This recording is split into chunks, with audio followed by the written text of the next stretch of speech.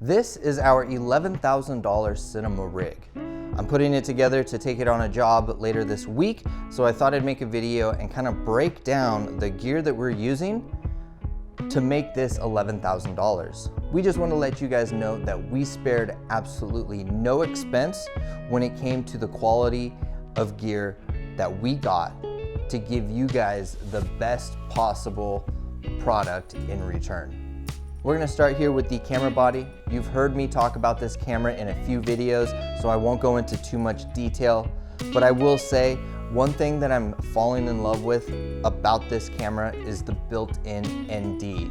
Now, on my mirrorless cameras, we have two R5s, and the NDs for those screw to the end of the lens, and if you forget those, you're having to move your f-stop all the way up to 11 to 16 on a clear day, and it just sort of ruins that separation between your subject and the background.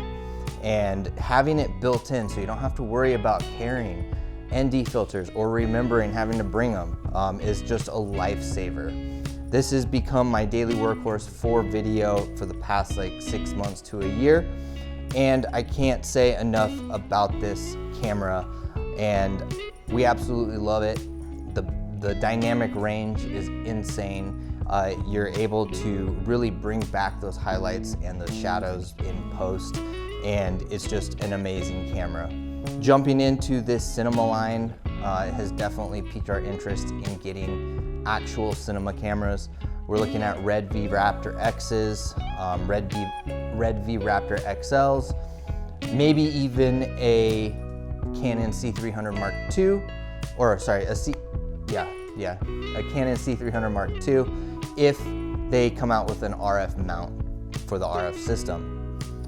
Moving on to the battery, so we upgraded the battery here. This is the Canon BP A60, and it's double the lifespan of the one that comes with it.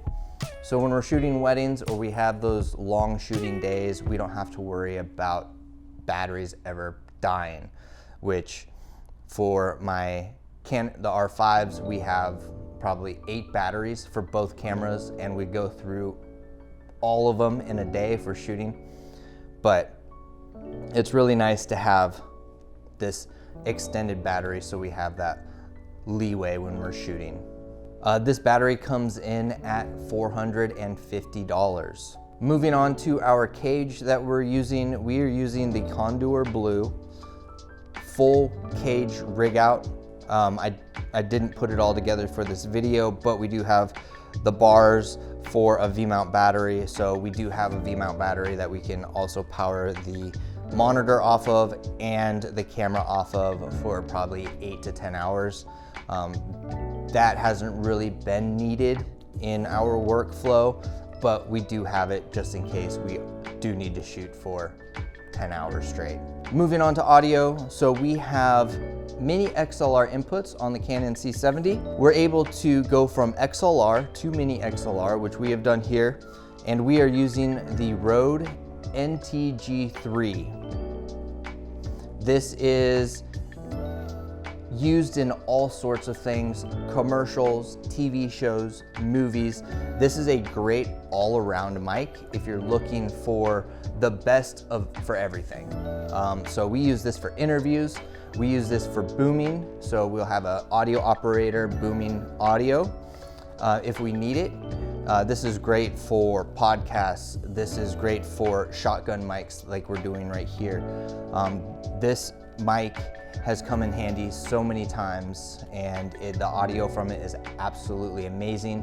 And just like in post, when you're dealing with video, audio actually is just as in-depth as editing video, and this gives us a lot of leeway in post-production. This Rode NTG3 comes in at $699. For our second input of audio, we are using the Tentacle Sync timecode generator. This right here is plugged straight into the mic jack, and what it's doing is it's creating a time code so that when we have a lavalier mic, we have the Tentacle Sync Track E audio recorder. For our lav, we can sync it up easily in post. And this, I know I made a video about this a while ago saying that it wasn't gonna replace my DJI mics, but I haven't brought out my DJI mics since I started using this. If you have a 2-camera setup, it is so convenient to have both timecode generators running. You plug it into your computer and just your audio and your video sync up so that it cuts out hours of post-editing trying to sync up your audio to your video. And so our goal is to get 2 more of these for all of the cameras that we have, and then eventually accumulate probably about 20 mics. We want to get into wedding videos, as you guys know, and we want to be able to mic up everybody. The groomsmen, the bridesmaids, the moms, the dads, the pastor, everybody important at the wedding. We want to be able to mic up so we can capture all of that audio and be able to edit something really beautiful at the end for you guys. That is going to take a little bit.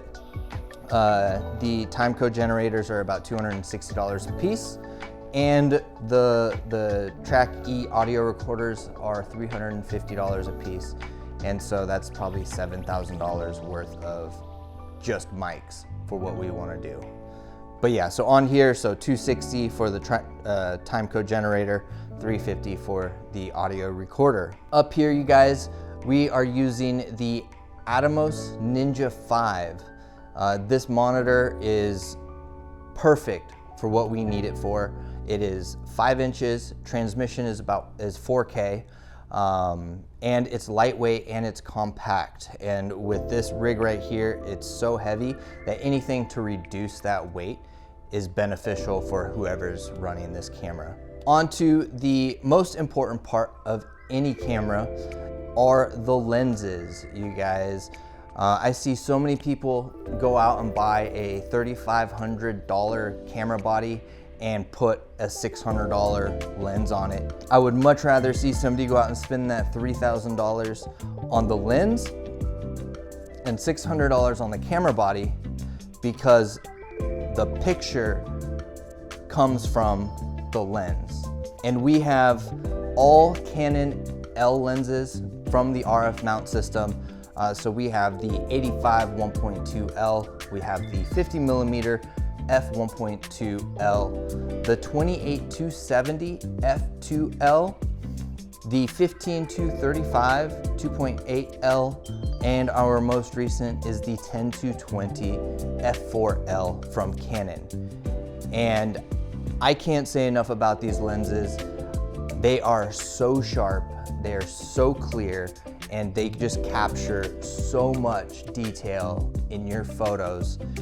I did so much research before I upgraded to a professional mirrorless camera, and I was probably a week away from going with the Sony system with the G Master lenses and everything, but they had announced the Canon R5, and I decided to hold off because of some lens choices that they were coming out with, and I can't be happier with the decision that I made.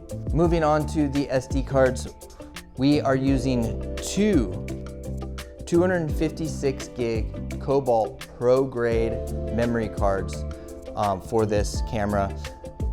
2 of these cards cost around $500, and when it comes to the speeds of uploading and downloading, which this camera requires a V90 SD card, it's not only the speed that it takes to render the files that it produces, but also transferring files onto our computer is twice as fast as the V60 or V30s. So these come in handy all the time when we get done, and instead of waiting 4 hours for our video files to transfer, it can be done in 30 minutes. And that was a quick look at our $11,000 cinema rig.